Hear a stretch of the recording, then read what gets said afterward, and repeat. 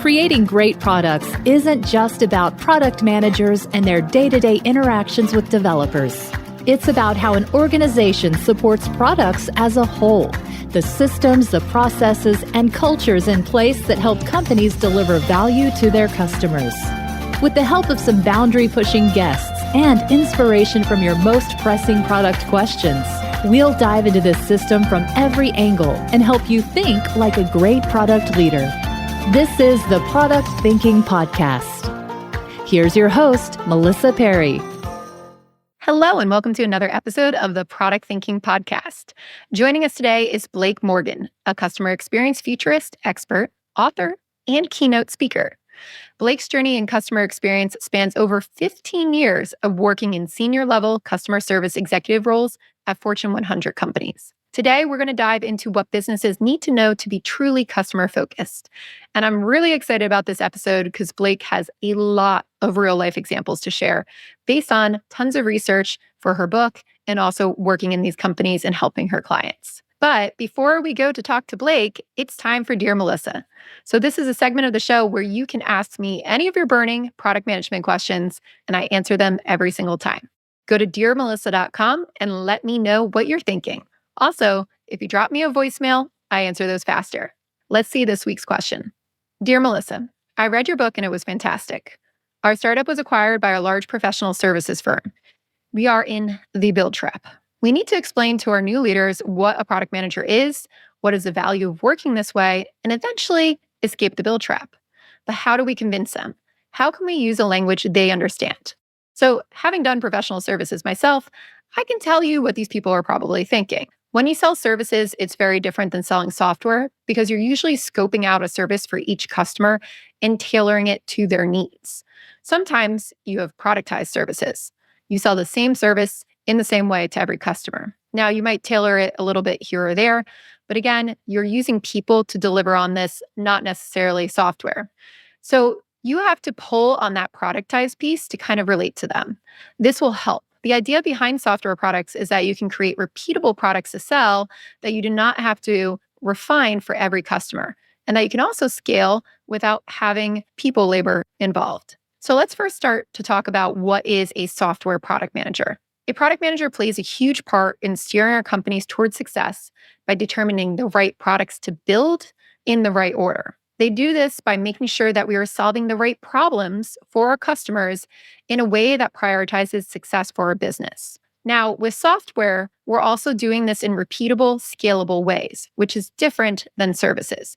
We want to make sure that we build a solution that meets the needs of many people so we don't have to redo it every single time. This creates a lot of efficiencies. Now, the product managers themselves do not have to come up with all the solutions. They are not magic. Instead, they're in charge of de-risking solutions no matter where they came from. So they do this by doing really good customer research, market research, experimentation, data analysis, all of that work that goes into making sure that this is the right product. And what that ensures is that we're getting the highest return for the dollars we are investing in software development. This also helps our margins. When we don't do product management well, organizations are usually skipping the de-risking step. Instead, we've got leadership or sales or other people coming in with ideas and they go straight to development. In a professional services firm too, you might have customers saying very specifically what they want. You might be going to build that. When we don't focus on the value of the solutions for both the customers and the business here, and we don't design and prioritize them accordingly, we could not only be wasting money building the wrong thing, but we could be losing an opportunity to get the right thing into market faster. Product managers work across the whole company, ensuring that our products will be successful. And that means understanding sales and working with the sales team so they can actually sell the product, working with the marketing team so that they can market the product and hearing the feedback from both of those places, working with the tech and design teams to make sure that we're building the product well, and customer support to hear the feedback. So we go and we work across everything to kind of pull it together and make sure that what we're building is the right thing. So that's what you want to explain to your leaders here. Now, in a professional services firm, you are either selling that product directly to customers, in which case you're directly impacting revenue, or you're allowing them to scale more effectively with their people delivering the services by providing some kind of software enablement on the back end. But no matter what, you should understand how your firm uses the software and then communicate the value of product management accordingly. Tell them how it helps with those goals and why the product managers make sure that that product, whether you're selling it directly or indirectly, is effective. Try to relate it back to the value there and what product managers do to make sure you're de-risking the solutions. I hope this helps. And again, if you're listening to this and you have a question for me, go to dearmelissa.com and let me know what it is. Now, let's go talk to Blake. Are you eager to dive into the world of angel investing? I was too, but I wasn't sure how to get started. I knew I could evaluate the early stage companies from a product standpoint, but I didn't know much about the financial side. This is why I joined Hustle Fund's Angel Squad. They don't just bring you opportunities to invest in early stage companies, they provide an entire education on how professional investors think about which companies to fund. Product leaders make fantastic angel investors, and if you're interested in joining me at Angel Squad, you can learn more at hustlefund.vc/MP. Find the link in our show notes. Welcome, Blake. It's great to have you on the podcast. It's so good to be here. Thank you for having me. So you've had a very impressive career spanning over 15 years working with major companies like Coca-Cola, AT&T, IBM to enhance their customer experience. Can you tell me a little bit about what drew you to the field of customer experience? I'm so lucky, Melissa, in that I fell into this like 18 years ago when smartphones were just being released and social media also was slowly making its way into modern life. So I had a front seat to a few different things. One is CRM, moving from customer relationship management to the concept of customer experience. And then coupled with that, the explosion of customer experience technology. Also, the thought leadership around these topics grew because now we had blogging and podcasting and video. So, in those 18 years I've been studying customer experience, I've done a lot of different things from producing content and thought leadership, but also working at Intel, working at startups. And then for the last 10 years, doing what you mentioned, Melissa. So, speaking, writing, podcasting, and really immersing myself into customer experience, contact centers, and helping to really build out the category because we're building the plane as we fly it. We're trying to create the language, the concepts. And my role as a storyteller and researcher is to really arm practitioners with tools that I've created myself to help them take my stories, my concepts into their companies and say to their bosses, like, hey, treating customers while making their lives easier and better is really important. Here's a story, here's an example. So that's basically the summary of my career is just being interested in customer experience, being really curious about it, being passionate about technology, and ultimately being passionate about people and how to make their lives easier and better. Well, I think a lot of our listeners out there in product management and UX can definitely feel good about that. So customer experience, you did mention a little bit about it being a category. For our listeners, right, we've got product managers, UX designers, a lot of leaders out here. We talk about digital experiences. We talk about user experiences. And people are talking about the customer experience, but I think there's some kind of misconceptions or confusion about what that term means. Can you describe what customer experience is when you talk about it? Is it a role? I've seen chief customer experience officers out there, or who's in charge of the customer experience? The short answer is it depends. It depends on which company you're talking to. Some CEOs run or drive customer experience. Sometimes companies will hire a chief experience officer. The challenge and the problem is when customer experience is paid lip service by hiring a customer experience officer, and then companies just feel like, okay, we're done. In my research, what I found is that customer experience is not a division. It is not necessarily a discipline. You can't go to school for it. Customer experience is just a decision. It's a decision that employees have to make every single day. Do I make the product-focused decision or do I make the customer-focused decision? And so if customer experience is just a decision that every employee has to make every day, it turns out that companies that lead with customer experience really have that customer-centric culture, that culture where an employee walks by something that's clearly wrong or an imperfection or a problem, and they feel extreme ownership. They go, I got to fix that. I don't want customers seeing that mess. And so it's really a culture that has to be driven by leadership. It's a decision. There's been a lot of noise and information about customer experience, but if it's just a decision, that makes it actually very clear and very simple in theory. But in practice, it's not that easy because, like, even when I worked at Intel and I was a customer service executive, if you sat in our meetings, you would have no idea what we were talking about because there was so much jargon and many, many years and layers of just legacy. Oh, this is how we've always done things.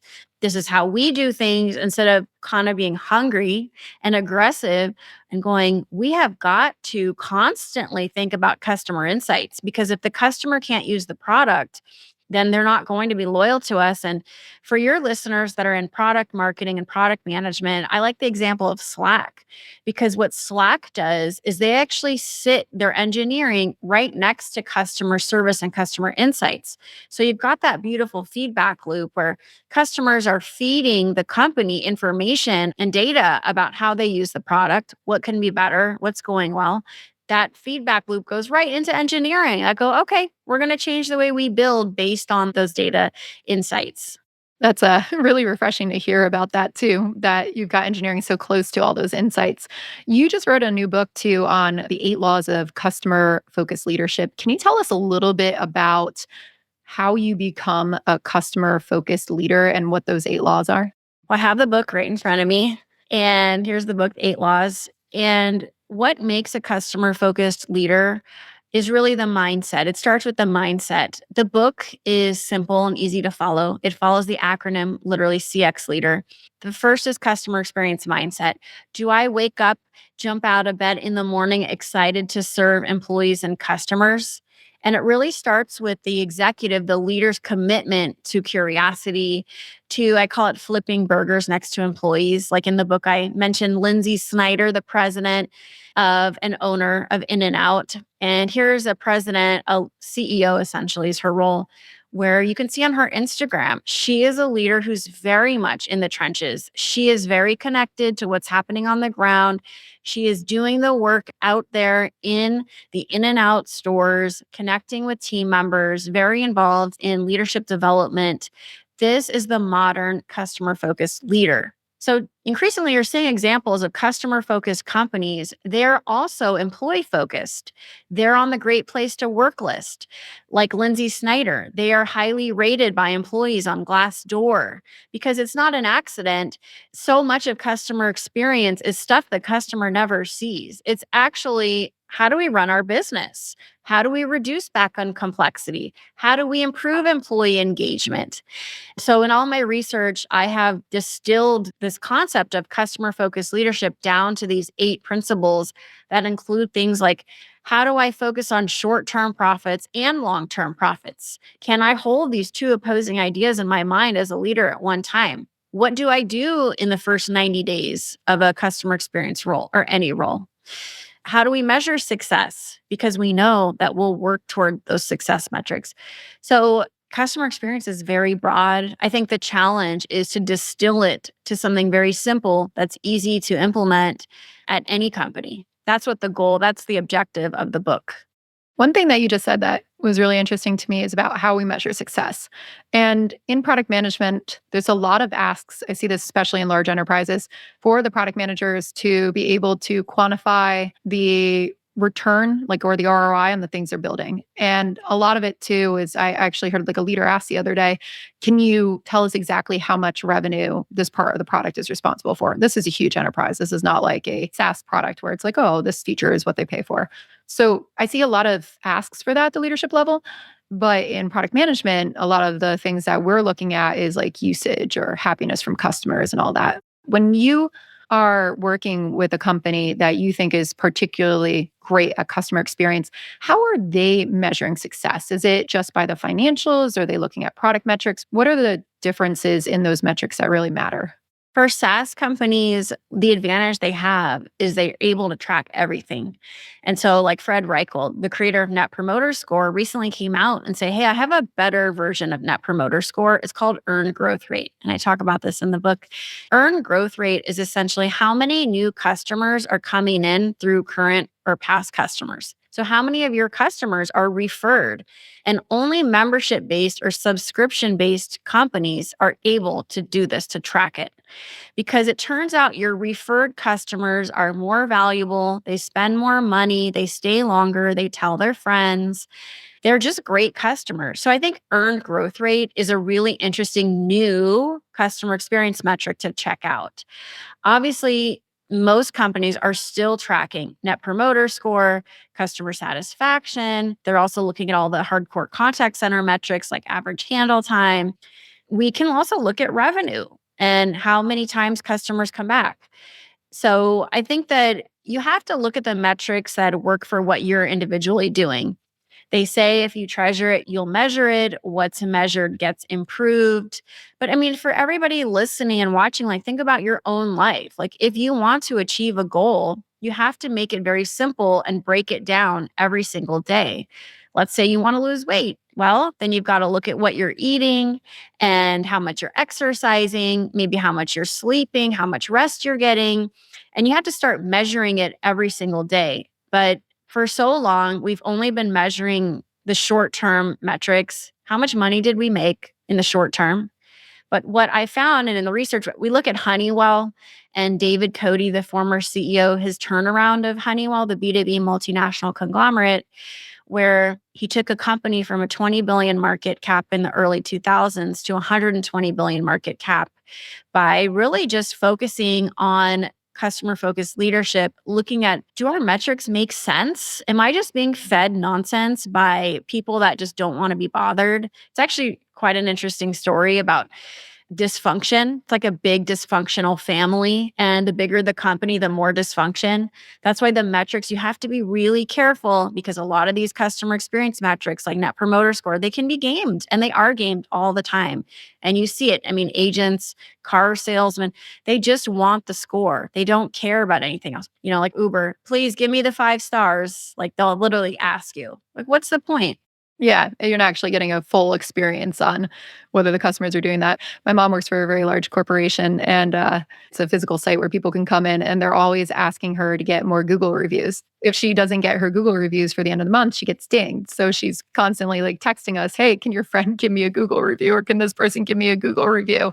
And it's just not an accurate representation of what those things are. So I like that part of not gaming it. What do good leaders do to ensure people are not gaming these two? Like, how do you make sure that you're defining the right metrics?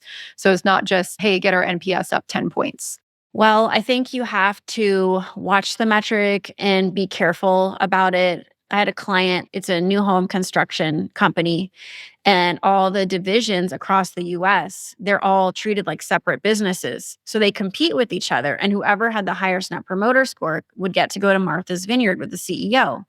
Well, no ding against your mom. Sure, she's a lovely person, but they were gaming the system. Not saying she was, but they were actually gaming the net promoter score system. And these presidents would be taking customers out that bought new homes from them for lunch and saying, hey, can you give us the score? It would really help. So they could go to Martha's Vineyard at the end of the year. So I think that knowing that so many metrics are managed and gamed, and if you look, like your audience are product managers, software companies, these are companies that can directly just look at the data and see it themselves. And I think when C-level leaders are actually looking at the data, they understand it, the facts, they're interested in the facts, even if it's ugly. They talk to customers because that qualitative data, I think, is so important too. Like, how often do you just talk to customers, call them? This is really, really important. And that's how you're going to avoid that. It's like when you keep stepping on the scale and hoping you're going to see a better number, but you don't make any changes and you just keep trying to find ways to like lower that number without actually working hard at it. I mean, we have to avoid that in our companies because we're just lying to ourselves essentially. We don't want to do that. I've heard from product managers before too, where they knew that the metrics they were measuring were the right things. But when they went to bring them to the leadership, they didn't want to hear it, right? They didn't want to have that open mind. They didn't want to really understand like what was driving behind it, right? They were just very focused on the wrong metrics or getting their numbers up, probably because they promised something to a board. If you're not the executive and you're trying to help urge executives or help leaders understand what the problems are, what do you encourage people to do, to speak to them and to help them understand that they're measuring the wrong things? I think if more employees told stories, like here's our customer, Debbie, who lives in Florida, and she experienced this with our product. Here's how it made her life great, or here's how it really inconvenienced her. And like telling the story to make that visual example for the audience, this is more powerful than a bunch of numbers on a spreadsheet. So, like Jean Bliss, customer experience author, has a great saying like, get customers off spreadsheets. I think people really appreciate truth tellers. You can always say everything in a nice way. So the curiosity about the truth. I think if executives really care about the company's success, then they'll listen to employees. And there's no arguing with facts. And if employees are interacting with customers and seeing things that are noteworthy, maybe they're red flags, maybe there's opportunities. If you learn to paint the picture and tell the story in a compelling way, then you will capture your audience, no matter if it's your boss or colleagues. So I think being willing to stick your neck out and go, I'm going to tell the truth. It might not be pretty, but I think it's in our best interest to know what's actually happening. And you don't criticize or offend people, you're going to have a lot of success with this at work. If people don't want to hear the truth, you might find yourself in a company that's not customer centric, which means they're probably not employee centric either, which means honestly, I would get out of there. It's good advice. So you just mentioned too, being out there and talking to customers. What are like some of the ways that the companies who do this best are getting that customer feedback and going to talk to customers? Do they follow any cadences or practices that have made you go, oh, wow, that's really cool the way they do this? There's a couple examples that I really like. There's a company called ThreadUp, and the CEO and founder of ThreadUp is e-commerce, it's consignment. And what he does is he looks at heat maps of how customers are actually moving through the website. So he's watching them with their cursor moving. And if they have trouble, like the CEO is looking at that. And he spends about 10% of his time on customer initiatives. There's other examples like the CEO of Air New Zealand, who does kind of an undercover boss thing, and he'll actually dress up as a steward and give snacks on flights to customers. So there's so many examples of leaders that are actually willing to do undercover boss, to look at heat maps, to take calls in the contact center. And this, I think, is so powerful. Or the CEO of Waste Management, the trash company that literally attends 3 a.m. huddles with the employees that take out the trash because he knows the power of camaraderie. He knows the insights he's going to get directly from employees. Those 3 a.m. meetings are incredibly powerful and helpful for him to remove roadblocks to make employees' lives better, which impacts their bottom line. And Waste Management is a very successful company because it has this kind of on the ground flipping burgers next to employees leadership that's committed to qualitative data as well. What you're describing really feels like leadership coming together around the customer experience and looking at it as a whole. For some of the people listening, they do have that ability as an executive to gather the other executives and do this. Some people are very dedicated to the digital experience, let's say, on a customer journey, but they might not oversee the whole thing. How should organizations set up for success so that they're really looking at that whole customer experience, like that whole journey piece, and not siloing themselves into just like the digital experience is not talking to the customer service experience, or have that fragmentation across the board? It's really important to do customer journey mapping. And so then you bring your team together and you collaborate around one seamless, zero friction view of the customer. And if you're committed to journey mapping, then you're going to break down the walls and the barriers. And you're going to start knocking down those walls to collaborate with colleagues across the business around the customer. I remember working at Intel in customer service, and we would go meet with marketing. And honestly, they weren't that interested at the time. This was quite a while ago. This was like 2013, but they weren't as interested in customer service because I had to explain to them why it's important for us to collaborate around the customer. And so a big piece of advocating for the customer and making that customer experience seamless across the business is the employee's ability to connect and collaborate with different stakeholders across the business, to almost be like a politician. You're definitely in change management, where you are finding what you have in common with these individuals, understanding what motivates them, and how to get them to listen. Don't focus on the naysayers, the difficult people that don't want these innovative programs. Just try and find advocates and slowly network your way through your own company to build that experience around the customer. But again, it really does take leadership and leadership's commitment to breaking down the walls for employees to say, hey, I'm head of sales. We're going to now be collaborating with marketing and customer service and changing the way you measure these employees so they are actually incentivized to work across the business together. Did you know I have a course for product managers that you could take? It's called Product Institute. Over the past 7 years, I've been working with individuals, teams, and companies to upskill their product chops through my fully online school. We have an ever-growing list of courses to help you work through your current product dilemma. Visit productinstitute.com and learn to think like a great product manager. Use code THINKING to save $200 at checkout on our premier course, Product Management Foundations. What are some of the biggest mistakes that you see organizations make when it comes to customer experience? The biggest mistake a company can make is when they treat customers badly.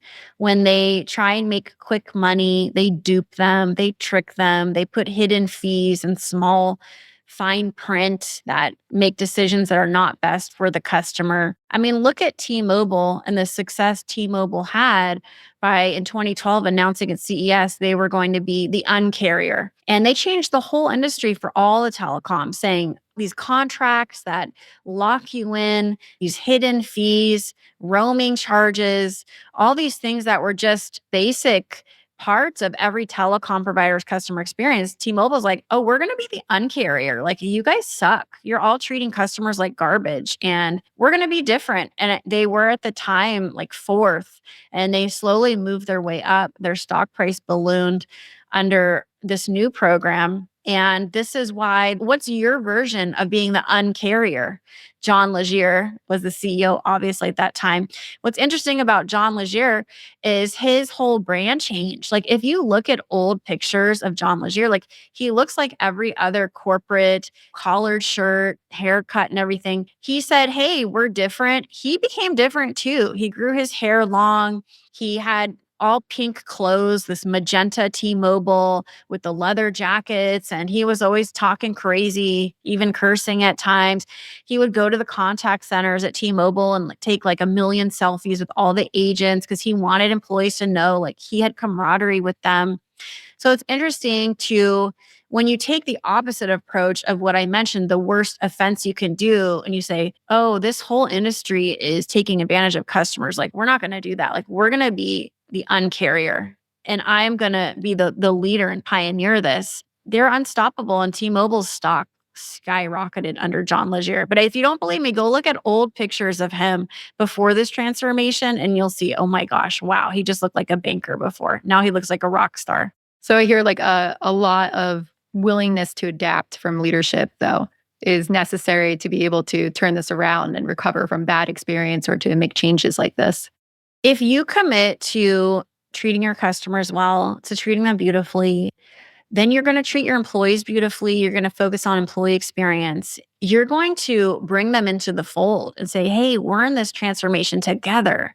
And this is actually a rock star program. This is cool, like T-Mobile and John Legere. There's nothing that can stop you from having 100,000 employees that are marching to the same tune, the same beat of the drum. And you have to bring your employees along for the ride. I would say that will make you very successful. So one of the topics that has been really hot in customer experience lately is how AI is going to change that and what it's going to look like when more and more companies are adopting some kind of AI strategy. What have you been observing in the market for how this is shifting the way that we take care of our customers and the way that customers experience our products? AI is set to change customer service in a very incredible way. Contact center agents are now training AI.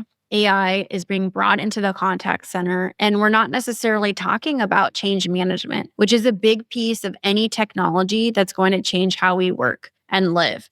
For example, if you bring AI into your contact center and AI is doing summarizations of calls, in the past in a contact center, an agent would do a call summarization. So after every call, the agent is doing a short write-up, which takes them supposedly 2 minutes about what happened in the interaction, any notes about the customer. However, it only would really take them 30 seconds. So they were getting a 90-second break in between all of their calls with customers. So now AI comes in and takes away that fake break. And so the agent says, I don't like this AI. I reject it. I don't want it in my workstation. Are they rejecting the AI, or is the manager not aware that the employee is overworked and not getting enough breaks among all of their interactions? In the contact center, interactions can be very negative. And so this is why it is so important that you don't have managers that are not paying attention, that the manager is not just paying attention to the technology brought into the contact center, but also looking at how it's impacting agents. For example, research shows that when agents are trained with AI, they're working with AI and they're trained on it in small groups with other agents where they talk about it. It's like a support group. The AI implementation goes better rather than just training one individual person on their own. So having support groups for agents. I actually produced a whole course on this for LinkedIn, which will be out in August, on AI contact centers and change management. So we can't forget AI is set to change the whole world. It's set to change customer service, taking away a lot of unpleasant aspects for contact center agents, creating efficiencies. But there are many examples of companies doing this poorly and just getting too excited and not thinking through the human aspects of these technologies. That's really interesting. I have heard a lot of initiatives lately from companies where it's basically just cost reduction strategy when they want to put the AI in. So there's some kind of big goal that's like, we're going to reduce X million dollars of cost within this many years, and we're going to do it by using AI for customer service. And I've seen them just kind of default to implementing like a chatbot and not really thinking through that. What kind of strategies have you seen around that, especially with chatbots or anything like that? And where have you seen companies go wrong or that not work out for them? Air Canada is an example where they released this chatbot. A customer wanted to attend a funeral of a loved one, but the ticket in Canada was very expensive. So the customer asked the chatbot, if I fly to this funeral, when I come back, can I be reimbursed with your bereavement policy, which helps customers that are attending a funeral? And the chatbot said yes. So the customer attended the funeral, came back, called the contact center to get reimbursed for the ticket. The contact center agent said, oh, I'm sorry, that's actually not our policy. You needed to have done it before you attended an event or you flew. And the chatbot, it's a third-party chatbot. It's not our voice. So I'm sorry, you have to pay the full fee. Well, that customer took Air Canada to court, and the court awarded the customer money from Air Canada. Now, Air Canada trying to shirk responsibility and saying, oh, the chatbot hallucinated. It's a third party. It's not actually us. How embarrassing for them. They should have taken accountability and immediately pulled that chatbot to fix it. So here's an example of a company releasing a poorly constructed chatbot, also shirking responsibility and accountability, not a customer-focused trait, and not doing the right thing for the customer. So we really want to avoid embarrassing PR issues and customer issues by just being thoughtful before we release a chatbot. It should not go up on our website until it's perfect. And if it does mess up, we have to uphold our customer promise and make sure the customer is okay and take care of them and not do what Air Canada did. So funny because they probably would have just saved so much money had they just reimbursed them anyway and said, oh, our fault. Here's your money back. Well, not just the money. I mean, this story was everywhere. Like, forget about the money. It was everywhere. The PR was not good. PR was horrible. So it's like these things are just easy. So who are making these decisions, and what kind of silly juice are they drinking in the morning to think this is okay? For that too, with chatbots, I think everybody is kind of exhausted by them, honestly. Like sometimes they work and it just does what you want to do. Like sometimes you have a great experience, Amazon chatbot, right? I've been able to be like, hey, this didn't show up or whatever. And they're like refunded, no questions, whatever. And then other times you get a chatbot that doesn't help, keeps telling you to go back to the help, never gives you anybody to contact, won't answer your question, makes you dig for everything. And I think people are getting exhausted by companies trying to adopt technology in poor ways at moments of when people need help and then setting them into these loops. When do you use a chatbot or one of these technologies? And when does it help people? Like, how should they think about like when to implement these types of solutions versus when do people need to talk to a customer, or what are the limits around this technology? The reason we have contact centers is because customer service interactions are often complicated. They can't be solved with just a two-dimensional chatbot. In my experience, chatbots are still very basic, and I only use them for very basic, like frequently asked questions or to get information that's just very flat. If I have a complicated manner, I want a person on the phone. And that's why I think some industries like finance, taxes, healthcare, things that where that's complicated and high stakes, a chatbot is never going to replace a person. So I think we have to be careful. Like in your example, I do the same. Let's say I order food from Whole Foods, which I do quite often through Amazon. And let's say they sold me a fruit that was, this doesn't happen often, but let's say it was kind of rotten or the strawberries had mold on them. They're going to give me my money back like right away. How much could this cost them? That insurance, knowing I can easily solve my problem without too much hassle, makes me buy and order groceries and get them delivered often from Whole Foods at least once a week. So I think that we have to be realistic about what these chatbots, what they're capable of. When they don't work, fix it quickly. If we can't be proud of our chatbot, don't put it up on the website. I think all executives should be forced to go through the customer journey themselves all the time, to mystery shop their own customer experiences, in particular with potentially messy and, high PR stakes like AI, chatbots. I mean, you've got to be using your own dog food. Another thing with chatbots is, especially with our generative AI out there and open AI, is I've heard a lot of people talk about how user interfaces are going to be completely replaced with just text, right? Just being able to chat to somebody and tell you what I want. Have you seen any trends out there with how interfaces are changing that way, or how the experiences of using products or interacting with them have been changing now that there's a way to just text in? Is that good? What have you observed?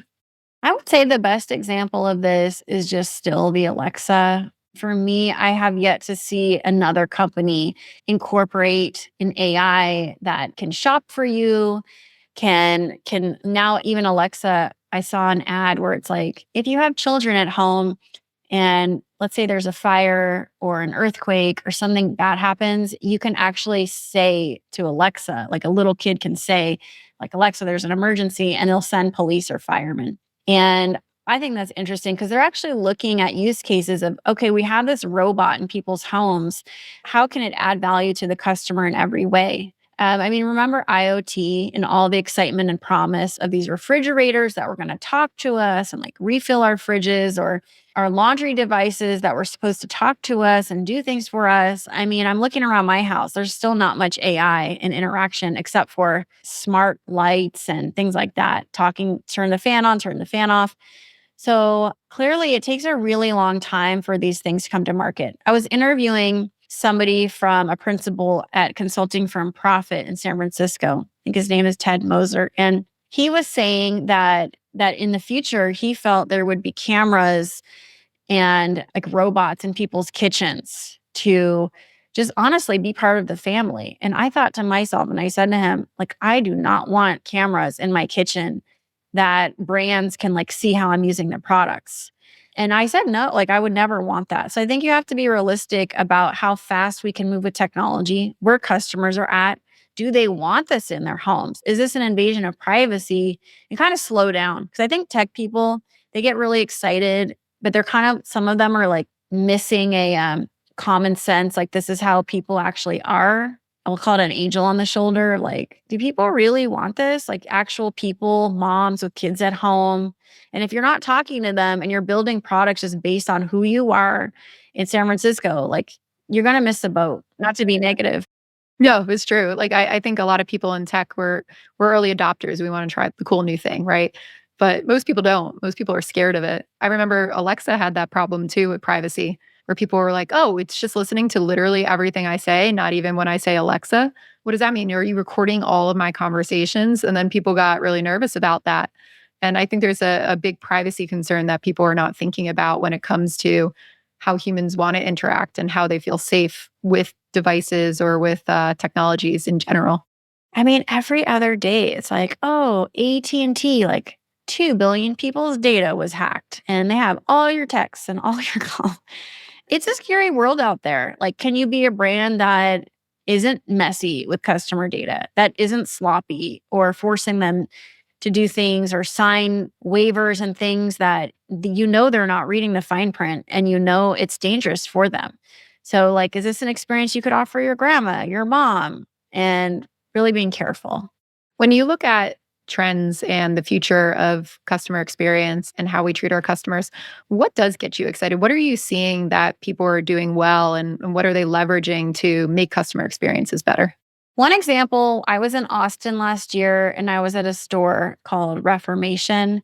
And when you go in, it's kind of like an art gallery for clothes. You walk in, you say, oh, there's like one dress. Like, oh, I love that dress. And you have an iPad. So you like put that dress in your dressing room. Let's say you go to the dressing room, it turns out to be the wrong size.